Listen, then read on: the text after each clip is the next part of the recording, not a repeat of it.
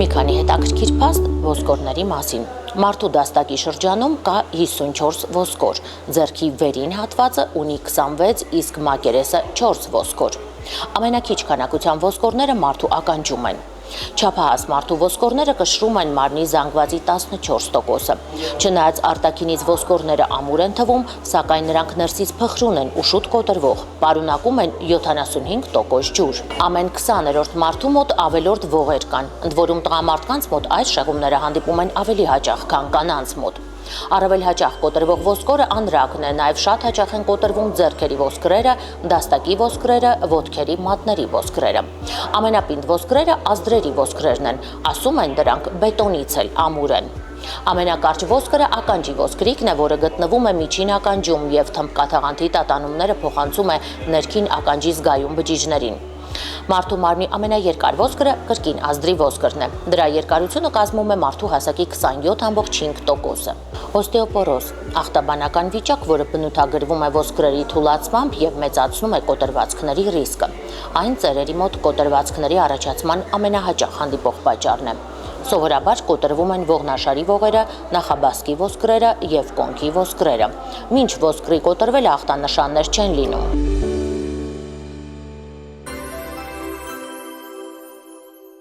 Բարև իմ շատ սիրելի հեռուստադիտողներ, կրկին Մեդինֆորմն եք դիտում եւ այսօր մենք խոսելու ենք օստեոպարոզի ոսկրերի ոչ խիտ լինելու փխրունության մասին։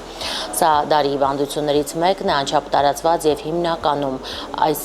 խնդրով տառապում են 50-ից հատկապես կանայք, ինչպես նաեւ տղամարդիկ, բայց ավելի խոսելի է հենց իգա կանսերը։ Դուք գիտեք, որ մարդու մոտ արկա է 206 ոսկր, երեխաների մոտ դրանք 300-ն են։ Դա բացատրվում է նրանով, որ տարիքին զուգընթաց որոշ ոսկրեր սերտաճում են կազմելով ավելի հաստ, ավելի մեծ ոսկրեր։ Իսկ մասնագետների որոշ մաս էլ պնդում է, որ ստույգ թվարկել, թե մարդու մոտ քանի ոսկր կա, հնարավոր չէ, դա շատ ինդիվիդուալ է եւ կարող է տարբեր լինել մարդկանց մոտ։ Իհարկե, մենք ոսկրերի մասին էլի կներկայացնենք հետաքրքիր փաստեր հաղորդման ընթացքում։ Հիմա ես զրուցելու եմ եկել Իզմիրլյան բժշկական կենտրոնի ռևմատոլոգ Զարուհի Սաֆարյանի հետ, խոսելու ենք հենց ոսկրերի ոչ խիտ լինելու օստեոպարոզի մասին, տեսնենք, թե սա որքանով է լուծելի, որքանով է բուժելի։ Բարև բժշկուհի, շնորհակալ եմ հրավերս ընդունելու համար եւ ինչպես եւ նախապես ձեզ հետ միասին որոշել ենք, մենք այսօր խոսելու ենք օստեոպարոզի մասին, ոսկրերի փխրունություն, որը հիմնականում սպառնում է 50-ից տարիքի մարդկանց, թեպետ կարող են արձանագրել, որ այս հիվանդությունը եւս երիտասարդացել է եւ պետք է ավելի շուտ զգոն լինել այն ախտորոշելու եւ կանխարգելելու համար։ Խնդրեմ ներկայացրեք, թե նախ ինչ է իրենից ներկայացնում օստեոպարոզը եւ ինչու հատկապես սպառնում իգա կանսերի ներկայացուցիչներին։ Բարև ձեզ, ես եմ շնորհակալ ձեզ հրավերի համար։ Օստեոպարոզը դա ոսկրային համակարգի զանգվածի իջեցումն է, դա ոսկրի որակի խանգարումն է, որը հանգեցնում է ոսկրի փխրունությանը եւ ոչ շատ ուժգին հարվածի դեպքում մենք կարող ենք ստանալ կոտրվածքներ։ Ուրեմն իրոք իգա կանսեր ավելի խոցելի է, քանի որ կանանց ավելի վաղ տարիքում է հանգեցնում այս խնդիրը, անմիջապես դաշտանադադարից հետո, եւ երբ որ մենք հարաբերակցություն ենք ուրեմն համեմատում տղամարդ եւ կին, բնականաբար կանայք գերակշռում են տոկոսային առումով եւ դա պայմանավորված է իհարկե էստրոգենների սինթեզի պակասի հետ։ Այսօր օստեոպարոզը համարվում է սոցիալական խնդիր, քանի որ հանգեցնում է կոտրվածքներին, այնպիսին ինչպիսին կոմպրեսիոն ողնաշարի կոտրված կամ ազդրոսկրի պրոքսիմալ հատվածի կոտրված կամ նախաբասկի կոտրված, դա բերում է ուրեմն բարդությունների, որը կարող է պացիենտի մոտ հանգեցնել մինչև հաշմանդամություն, աշխատունակության ընկճման, նույնիսկ մահի առաջին 1-2 տարվա ընթացքում բարդություններից։ Եվ ինքը բավականին ծախսատար հիվանդություն է, երբ որ ստրատեգիկ վարում ենք մենք հիվանդություն, ինքը բավականին ծախսատար է։ Այսինքն մշտապես պետք է դեղորայքներ օգտագործել։ Այո, մշտապես դեղորայքներ, միջև հասնենք լավ արդյունքների։ Այն նշեցիք, որ էստրոգենների պակասն է, որ կանանց մոտ այսքան շատ է տարածվածության պատճառը։ Եթե մինչ այս խնդիրը առաջանալ է, կանայք բարբերաբար ստուգվելուն զուգընթաց նաև ընդունեն այդ էստրոգենային թերապիան, արդյոք կարելի է սա կանխարգելել։ Բանը նրանում է, որ երբ որ արդեն կնոջ մոտ դաշտանադադար է, ինքնըստինքյան հորմոնների սինթեզը պակասում է։ Եվ դա ուրեմն տարիքային խնդիր է, որ եւ կանանց է ուրեմն հանգեցնում եւ տղամարդկանց։ Այսինքն որպեսզի ավելի մանրակրկիտ խոսենք, մենք կարան կլասիֆիկացիան ձեզ ներկայացնեմ, որով որ դասում ենք մենք օստեոպարոզի տեսակները, ըստ դրա արդեն մանրակրկիտ քննարկենք, որ պարագայում մենք ավելի խոցելի խումբ ունենք եւ ուրեմն դասում ենք մենք առաջնային եւ երկրորդային օստեոպարոզի։ Առաջնայինի մեջ մտնում է հետդաշտանադադարային, որը հիմնականում խոսում ենք կանանց հետդաշտանային տարիքային։ Երկրորդը դա սենիլն է, այսինքն տարիքային 70 տարիք եւ ավելի մեծ տարիք խմբերի համար։ Յուվենիլը, որը դեռահաս տարիքների երեխաների մոտ ենք մենք նկատում եւ ուրեմն իդիոպաթիկը։ Երբ որ մենք չունենք կարծես պատճառ, որ ունենայինք օստեոպարոզ, բայց անում ենք դենսիտոմետրիա, պացիենտի մոտ գտնում ենք այդ ախտորոշումը եւ ստիպված արդեն վարում ենք այդ պացիենտին, բուժում ենք նշանակում։ Ասեմ, որ 85% տոկոսային առումով մենք հենց նկատում ենք առաջնային ուղղակի հենց այդ օստեոպարոզը։ Երկրորդային խումբը, երկրորդային օստեոպարոզը մենք ուրեմն նկատում ենք այն պացիենտների մոտ, որոնք ունեն հիմնական հիվանդություն եւ որպես բարդություն հետևանք ունեն մենք օստեոպարոզ։ Օրինակ մեր ռևմատիկ հիվանդություններից ուզում նշեմ, հատկապես օրինակ մենք նկատում ենք դա ռևմատոիդ պոլիարտիտով հիվանդների մոտ, սպոնդիլոարտիտների մի մեծ խումբ հիվանդների մոտ, սիստեմային կարմիր գայլախտը, դա պայմանավորված է նույնիսկ երկարատև բուժման դեղորայքային ազդեցությունից է։ Նույնպես էնդոկրին հիվանդությունների ժամանակ, ինչպիսին օրինակ շաքարային դիաբետը, ինսուլինակախյալ, գիպերտիրոտոքսիկ։ Այսինքն դրանք կարող են հենց հանգեցնել օստեոպարոզի, կարող են բերեն օստեոպարոզի։ Հիպոհոնոդիզմը, ցենգոկուշինգի համախտանիշը, նույնպես երիկամային հիվանդությունները, ինչպիսին է քրոնիկ երիկամային անբավարարությունը կամ ֆանկոնի համախտանիշը, մարսողական համակարգի խնդիրները, այսինքն բավականին մեծ խումբ խնդիրներ են հանգեցնում։ Բոլոր օրգան համակարգերի կարելի ասել, այսինքն ունենք այդ մարսողական մալաբսորբցիան, ռեզեկցիան ստամոքսի, որ հիմա ինչ որ շատ պոպուլյար է դառել։ Այո, հետաքրքիր է, որ դա նույնպես պատճառների շարքում է նշվում, բայց կբացատրեք այն ինչու կարող է։ Դա բացատրվում է ներծծման խնդրով, այսինքն պացիենտը կարծես նախ փորձում է պացիենտ ավելի քիչ ուտել, որտեղ չի կարում արդեն մեծ ծավալով սնունդ օգտագործել եւ այստեղ այդ վիտամինների ներծծման խնդիրն է խանգարվում, ինչն էլ բերում է ժամանակի ընթացքում օստեոպորոզի։ Այ հետաքրքիր է, բարիատրիկ վիրահատություններ կատարելիս այս ամենի մասին իրազեկվում են պացիենտները։ Կարծում եմ վիրաբույժը ներկայացնում է եւ պարտավոր է ներկայացնել պացիենտին բոլոր այն հետևանքների ու բարդությունների մասին, որը կարող է պացիենտը ունենալ հետվիրահատական փուլում։ Եվ երբ որ նշեցի, ասեմ, որ արյան հիվանդությունների ժամանակ էլ ենք նկատում, ինչպիսին է լեյկոզը, լիմֆոմաները, միելոմային հիվանդությունները, ուրիշ հիվանդությունների ժամանակ կարամ նշեմ դա օրինակ ուրիշ խնդիրների ժամանակ դա իմոբիլիզացիան է, դա ձվարանների հեռացումն է վաղ տարիքում, դա անորեքսիան է, տրանսպլանտացիան է օրգանների, որ կարող ենք էլի երկրորդային լինի, քրոնիկ ալկոհոլիզմը, որ էլի բերում է սխելը նույնպես չէ, դա սխելը ինքը ռիսկի գործոնների մեջ է մտնում, այո։ Եվ ուրեմն դեղորայքային ազդեցությունը պետք է չմոռանանք, որ դեղորայքն էլ է նպաստում օստեոպարոզին, օրինակ դա գլյուկոկորտիկոիդների հորմոնների մեծ խումբն է, հիմա արդեն ապացուցված է, որ չկան անվնաս դեղաչափեր, այսինքն բոլոր այն պացիենտները, որոնք ստանում են 3 ամիս եւ ավել գլյուկոկորտիկոիդային բուժում, իրանք արդեն խոցելի խմբում են, այսինքն մենք հետո կարող ենք այդ պացիենտի մոտ նկարենք եւ բացահայտենք, ախտորոշենք անենք դենսիտոմետրիա եւ ախտորոշենք օստեոպորոզ։ Ինչպիսին են էլի տիրոտրոպ հորմոնները, իմունոդեպրեսանտներն են հանգեցնում դրան եւ ուրեմն անտացիդները, հատկապես ալումինե կազմով։ Բժշկուի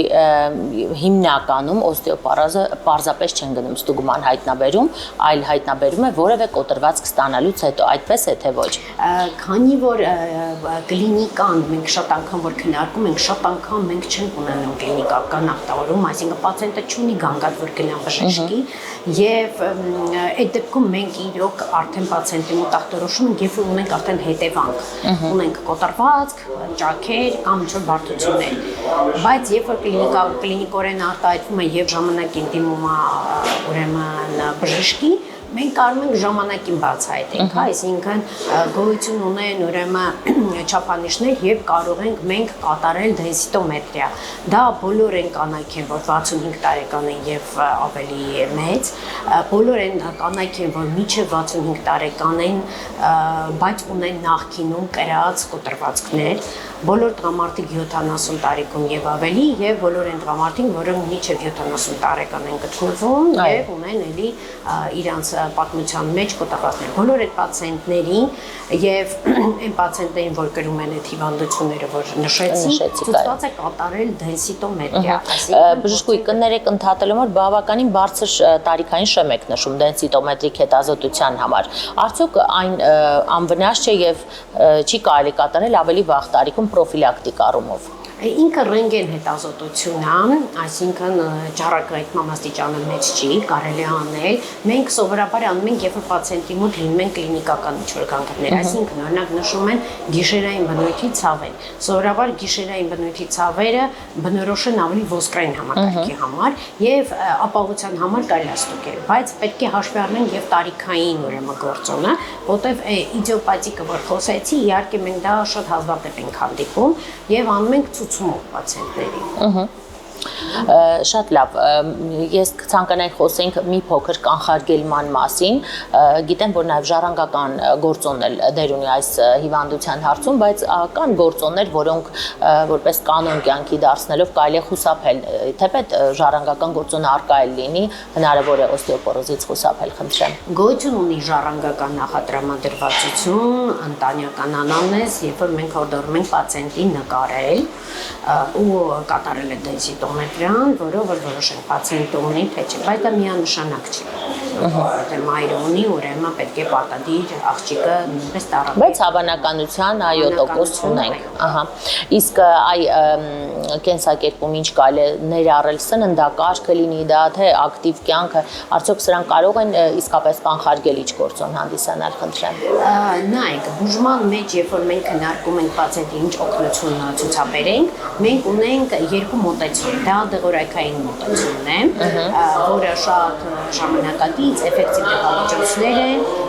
ինչի վրա մենք այսօր ստանում ենք բավականին լավ արդյունքներ։ Եվ կա ոչ դեղորայքային բուժում, ես դրա մասին կուզենայի խոսել։ Ուրեմն արտերկրում գոյություն ունեն դպրոցներ օստեոպարոզով հիվանդների համար, որտեղ այդ պացիենտներին պատմում են, թե ինչ պաթոլոգիա է օստեոպարոզը, ինչ հետևանքներ կարող ունենա, ինչ բարդություններ, այսինքն պացիենտը իմանա բոլոր այն խնդիրները, ինչի հետ ինքը կարող է առնչվի։ Եվ ըստեղ ուրեմն պացիենտին հորդորում են շատ քայլել, ակտիվ ֆիզիկական ակտիվություն առանց ծանրաբեռնվածության, կալցիումի բավարար քանակով օգտագործումը։ Այստեղ սննդից խոսեցինք, միանշանակ ասեմ, որ պետք է պացիենտին բացատրվի սննդակարգը, ինչը կարա առավել օգտագործի, որտեղ կալցիումի պարունակությունը բավարար քանակությամբ է։ Վիտամին D-ի օպտիմալ նշանակումը, այսինքն ունենք մենք անբավարար քանակ, մենք դա կոմպենսացնում ենք, հետո ուրեմն օպտիմալ քանակը օրական, որ պետք է պացիենտը ստանա։ Հորդորում են պացիենտին, որ չծխի, հրաժարվի ալկոհոլից կամ չափավոր քանակով օգտագործի։ Երբ որ ունենք կոմպրեսիոն կոտրված ողնաշարի, պացիենտին խորհուրդ են տալի կորսետներ կրել։ Բայց այդ կորսետները պետք է բացատրենք, որ մենք շատ կարճ ժամանակ ենք օգտագործելու։ Հակառակ դեպքում երկարատև օգտագործման ժամանակ Իրանի մկանների թուլություն է տեղի ունենում։ Դրա համար պացիենտին բացատրում ենք, որպեսզի ինքը տունը ինքնուրույն շատ երկար դա չօգտագործի։ Եթե պացիենտը օրինակ ունի տեսողության խնդիր, բնականաբար կորեկցիա ենք ենթարկում տեսողությունը եւ օգնում ենք պացիենտին տանը ավելի հեշտ տեղափոխվի, որպեսզի կրկնակի ուրեմն արվածներ չունենա, կրկնակի կոտրվածներ չունենա։ Եթե ձեռնափայտով օգտագործում է, ինձ բացատրում է, այդ են պրոֆիլակտիկ միջոցառումներն են, որ մենք յուրաքանչյուրի հետ անհատական է տարվում, կրթելով, որ իրանք իմանան իրենց խնդիրը եւ իմանան ինչից պետք է ավելի զգուշ լինեն։ Ահա։ Եվ իհարկե գանք տրամաբանական շարունակությանը, դա օստեոպարոզի բուժումն է։ Նախ ինչ անցնել է բուժման մեթոդներին, կցանկանայի ես տակ նշեիք, թե արդյոք այս հիվանդությունը մինչև վերջ բուժելի է։ Այսօր կան ժամանակակից բավականին դեպքեր, որոնց կիրառումով մենք ստանում ենք բավականին լավ արդյունքներ, ամրած մենք ամբողջ ոսկրային համակարգը փորձում ենք մաքսիմալ վերականգնել իրեն։ Դոկտոր Սաֆարյան, խնդրեմ նաև խոսենք այս դենսիտոմետրիկ հետազոտությունից շատերին ոչ այնքան հայտնի, բայց ինչպես նշեցիք, շատ ցածր ճառագայթային ազդեցությամբ անվնաս կարող ենք ասել, բայց շատ էֆեկտիվ։ Արդյոք սա պետք է կատարել պրոֆիլակտիկ, ինչպես օրինակ մենք խորհուրդ ենք տալիս պրոֆիլակտիկ 6 ամիսը մեկ անցնել ստուգումներ որոշակի տարիքից։ Դենսիտոմետրիան համարվում է ոսկե ստանդարտը օստեոպորոզի ախտորոշման, այստեղ ուրեմն մեր գործիքները տեղ եւ Z չափանիշներ են, որոնցով մենք որոշում ենք պացիենտը ունի օստեոպորոզ թե չէ։ Նորմաները ուրեմն գոյություն ունեն ուրեմն նորմա 0-ից մինուս 1.5 հատվածն է, օստեոպենիան, երբ որ նա անցողիկ զոնա է համարվում 1.5-ից մինուս 2.5 հատվածը, 2.5-ից եւ ավել ներքև մենք ախտորոշում ենք օստեոպորոզ։ Եվ կա ծանր օստեոպորոզ, երբ որ 2.5-ը եւ ավել, բայց ունենք նախկինում կրած 1 կամ 2 կոտրվածքներ։ Z կրիտերիաները մենք օգտագործում ենք այն պացիենտների մոտ, որոնք չեն մտնում այդ խմբի մեջ, այսինքն 65 եւ ավել տարիքում։ Մենք օգտագործում ենք դա Z կրիտերիա չափանիշը տղամարդկանց մինչև 50 տարեկան եւ կանանց, որ դեռ դաշտանադատարի մեջ չեն։ Պրոֆիլակտիկ 6 ամիսը մեկ հարկ չկա նկարում են, երբ որ ունենք կլինիկական ինչ-որ գանգատ եւ կլինիկորեն արտահայտվում է պացիենտի մոտ ինչ-որ գանգատ։ Ասենք ծնկների ցավը կարող է գանգատ համարվել։ Չէ, ծնկների ցավի համար մենք կասկածում ենք այստեղ օստեոարտրոզ, նկարում ենք, կատարում ենք ռենտգեն հետազոտություն, երբ գտնում ենք պացիենտի մոտ կամ մաշվածություն, ուրեմն ախտորոշում ենք մաշվածություն եւ փորձում ենք բուժել այդ մաշվածությունը։ Օստեոպորոզի ժամանակ մեզ համար դենսիտոմետրիկ ցուցանիշն է կարևոր։ Եթե մենք ունենք խնդիր, մենք բուժում ենք։ Պրոֆիլակտիկ ոչ մի բան չենք անում։ Բայց լրի բուժվում է ոսկրի խտությունը հնարավոր է գոնե բավականաչափ խտության հասցնել վերականգնել։ Մենք այսօր այդ ժամանակակից դեղորայքով մաքսիմալ փորձում ենք բարձրացնենք եւ մոտեցնենք նորմալներին։ Շնորհակալ եմ բժշկուհի եւ վերջում ձեր խորհուրդը խնդրեմ մեր հեռուստադիտողին, թե ինչ քայլեր ձեռնարկել օստեոպորոզից գլխավորապես մաքսիմալ ձևով խուսափելու համար խնդրեմ։ Խորհուրդ կտամ օպտիմալ քանակի վիտամին D օգտագործի պացիենտը, սնունդի մեջ օգտագործի այն սննդամթերքը, որը առավել հարուստ է կալցիումով, ֆիզիկական ակտիվություն, արդեն պացիենտը կարանտին դալողն է, դա յոգան է, դա ուրեմն քայլքն է, այսինքն որ իրան էլ ավելի ամուր կպայի ամբողջ իր հենաշարժական ապարատը։ Բայց տարիքի հետ մեկտեղ երբ պացիենտը արդեն ունի դաշտանադատար կանանց, խորհուրդում եմ դիմեն ռևմատոլոգի եւ կատարեն դենսիտոմետրիա։ Շնորհակալ եմ հետաքրքիր ինֆորմացիայի համար։ Հարգելի հեռուստադիտող, շնորհակալ եմ նաև ձեզ ուշադրության համար։ Մեդինֆորմ այսօր զրուցեց օստեոպորոզի ոսկրերի փխրունության մասին եւ իմ զրուցակիցն էր Իզմիրլյան բժշկական կենտրոնի ռևմատոլոգ Զարուհի Սաֆարյանը։ Այսքան այսօրվա համար, հետևեք մեր թողարկումներին եւ այնտեղ կարող եք գտնել ձեզ հետաքրքրող ամենատարբեր հարցերի պատասխանները։ Կհանդիպենք։